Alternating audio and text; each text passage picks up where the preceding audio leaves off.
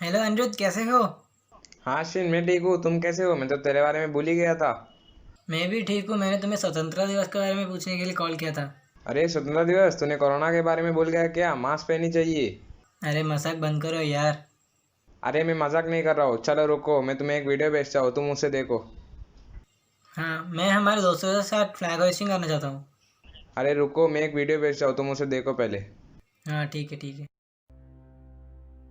भारत में ब्रिटिश शासित होने से पहले ईस्ट इंडिया ट्रेड कंपनी शासन करती थी, जबकि भारत बहुत कमज़ोर था। कंपनी ने भारत को दुनिया के सबसे धनी देशों में से एक बना दिया।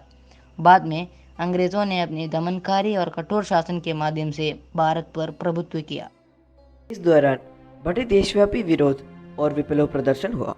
गांधी जी, भगत सिंह, सुभाष चंद्र बोस आदि सहित कई स्वतंत्र सेनाओं ने भारत की स्वतंत्रता प्राप्त करने के लिए अपना प्राण त्याग दिया।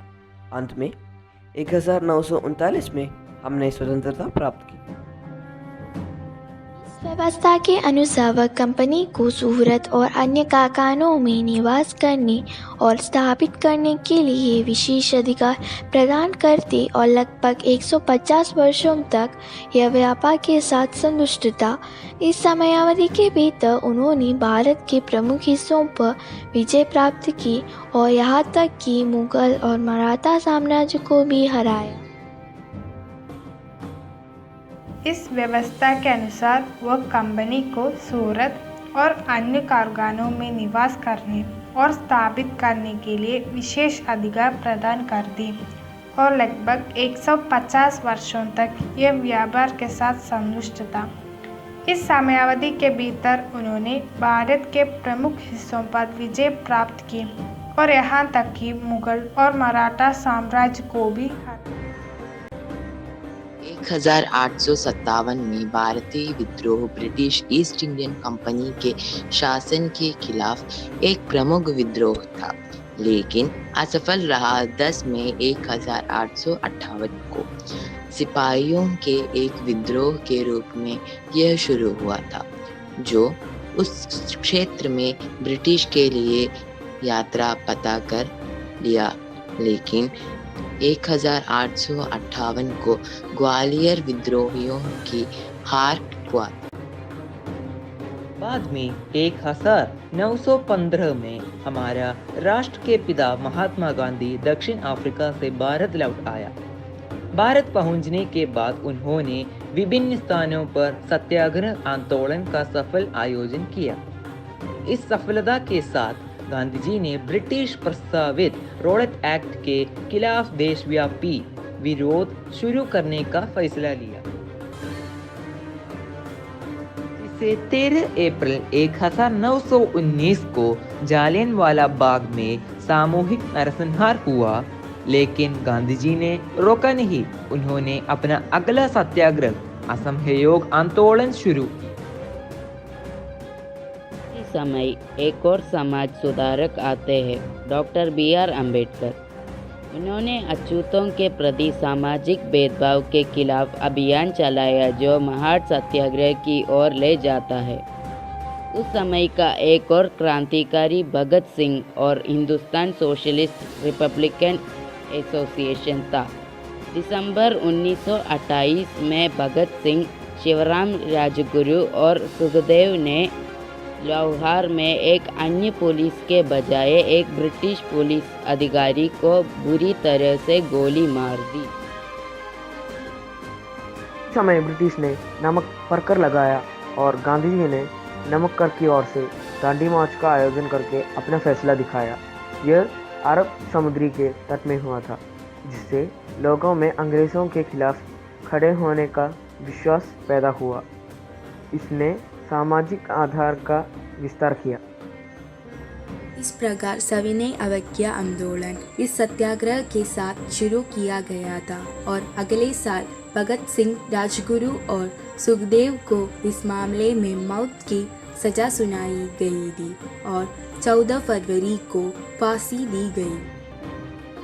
इस घटना के बाद पूरा देश गुस्से में आ गया था। गांधी जी और ब्रिटिश सरकार के बीच शांति के लिए कई संधियों पर चर्चा हुई, लेकिन उन सभी समझौतों ने अंग्रेजी का समर्थन किया। गांधी जी, जो जानते थे कि इनमें से कोई भी समझौता काम नहीं करेगा, ने भारत छोड़ो आंदोलन का एक नया अभियान शुरू किया। विश्व युद्ध 2 के दौरान 8 अगस्त 1942 को लॉन्च किया गया था और ब्रिटिश शासन को समाप्त करने की मांग की गई थी। गांधी जी ने इस अवसर पर कहा कि करो या मरो। इस आंदोलन के अंत में ब्रिटिश को यह एहसास होने लगा कि भारत पर शासन करना आसान नहीं हो। अगले महत्वपूर्ण व्यक्ति थे नेताजी सुभाष चंद्र बोस, जिन्होंने उसी साल आज़ाद हिंद फौज की स्थापना की। उन्होंने गांधी को हमारा राष्ट्र का पिता कहा और गांधी ने उन्हें देशभक्तों का देशभक्त कहा, लेकिन उनकी विचारधाराओं में अंतर था। उनकी मृत्यु 18 अगस्त एक विमान दुर्घटना में हुई। उन्होंने प्रसिद्ध नारा जय हिंद बनाया, तुम मुझे ढूंढो मैं तुम्हें आज़ादी दूंगा, यह उनका एक और नारा था। 1946 में उत्पीड़न के वर्ष के बाद भारत की एकता को बनाए रखने और अपनी स्वतंत्रता देने के उद्देश्य से ब्रिटिश सरकार से भारतीय नेतृत्व को शक्तियों से हस्तांतरण पर चर्चा करने के लिए कैबिनेट मिशन भारत। मुस्लिम लीग ने मांग की थी कि उत्तर पश्चिम और पूर्व में भारत के मुस्लिम बहुल क्षेत्रों का गठन स्वतंत्र राज्यों के रूप में किया जाना चाहिए, जिसके परिणाम स्वरूप मुसलमानों और हिंदुओं के बीच बड़े पैमाने पर दंगों के कारण कोलकाता में हमले हुए। 200 साल के संघर्ष और बलिदान के बाद भारत को 15 अगस्त 1947 को अपनी आज़ादी मिली और इस तरह पाकिस्तान के स्वतंत्र राज्य का गठन उत्तरी भागों में किया गया। स्वतंत्रता के लिए संघर्ष कुछ अकेले लोगों की भागीदारी नहीं, बल्कि लोगों के आंदोलन का था। हर वर्ग के लोगों ने अपनी भूमिका निभाई। इन 200 वर्षों के भीतर भारत ने धार्मिक हिंसा, जातिवाद, नक्सलवाद, आतंकवाद और क्षेत्रीय अलगाववादी उग्रवाद का सामना किया है। 3 साल बाद भारत 26 जनवरी 1950 को गणतंत्र। यह स्वतंत्रता दिवस सुनिश्चित करे कि हमारा प्यारा देश सभी तरह की भेदभाव, झगड़ा, विषसदात और निराशा से मुक्त हो। आइए हम ये सुनिश्चित करेंगे कि एक लोकतांत्रिक और धर्मनिरपेक्ष देश के नागरिक होने के रूप में हम हमारे खिलाफ खड़े होने वाले के लिए खड़े होंगे और जो भी हमारे पक्ष में है उसका पालन करेंगे। आइए सुनिश्चित करें है कि हमारा देश सबसे लोकतांत्रिक देशों से एक से रूप में रहता है और एक सामान्य राष्ट्रीय पहचान को गले लगता है।